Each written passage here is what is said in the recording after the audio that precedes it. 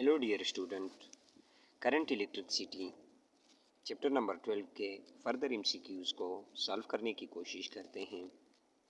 तो जो ऑब्जेक्टिव पे हम जा रहे हैं, इसका गिवन डेटा है। ऑब्जेक्टिव में पूछ रहे हैं, according to the statement of Ohm law which of the following is correct.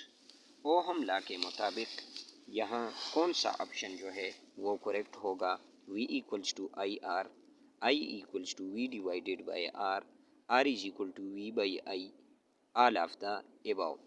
अगर यहाँ all of the above option पे हम जाते हैं तो ठीक है, यहाँ ऑल ऑफ द एबव भी आ सकता है, लेकिन अगर हम ओहम लॉ के कंसेप्ट पे चले जाएं तो ओहम लॉ हमें वोल्टेज और करंट के दरमियान रिलेशन शो करती है। यानी जो भी कंडक्टर हम लेते हैं उसके रेजिस्टेंस को हम कांस्टेंट लेंगे।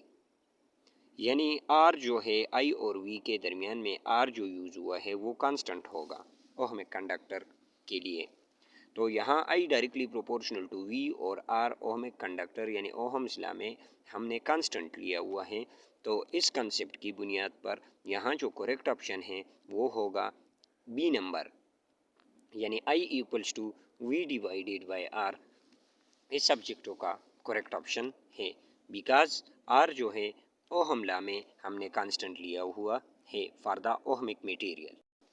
नेक्स्ट ऑब्जेक्टिव है हमारे पास, which of the following is constant of the proportionality in ohm's law.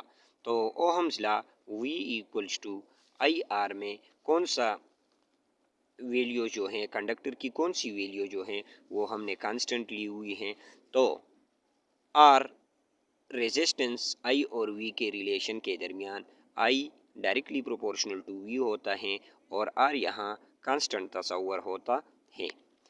तो लेकिन अगर हम देखें फर्दर तो आर इक्वल्स आर यानी जी इक्वल्स होती है 1/r की। जी इक्वल्स है यानी कंडक्टेंस इक्वल्स है 1/r की, यानी रेजिस्टेंस और conductance for the ohmic material इनका इनवर्स रिलेशन है। यानी 1/r जो जी के इक्वल है, कंडक्टेंस के इक्वल है मटेरियल का, तो जी भी हमारे पास यहाँ हम कांस्टेंट यूज़ कर सकते हैं और आर भी हमारे पास कांस्टेंट है, क्योंकि जी और आर के दरमियान एक रिलेशन है, इनवर्स रिलेशन।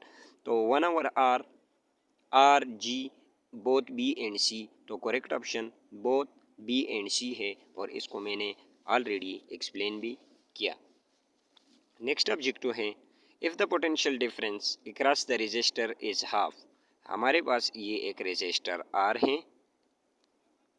और जो पोटेंशियल हम जो वोल्टेज हम इसको प्रोवाइड कर रहे हैं, अगर अप्लाइड वोल्टेज वी ए जो है अगर इसको हम हाफ करें रेजिस्टर के अक्रॉस, यानी इसको कम करें, तो क्या चीज़ इसके साथ कम होगी। Only current is half but resistance is double. Only resistance is double, both I and R become half.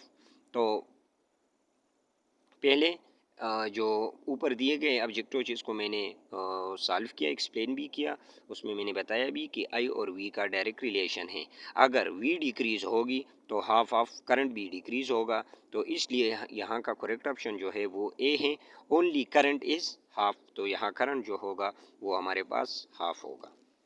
Next objective है, what is the current in a 2 multiplied by 10 ohm resistor. Resistor हमें दिया हुआ है 2 multiplied by 10 की power 6 ohm, having a potential difference, यानी जो voltage हमने provide की है वो है 6 मल्टीप्लाइड बाय 10 की पावर 3 वोल्ट। तो करंट आई के बारे में हमसे पूछ रहे हैं, तो ये आ जाएगा I equals to V by R, I equals to V divided by R. यहाँ से सॉल्व करके हमारे पास जो इसका ऑप्शन आता है वो 3 मिली एम्पियर, यानी सी नंबर ऑप्शन जो है इसका करेक्ट आंसर है। नेक्स्ट ऑब्जेक्टिव है,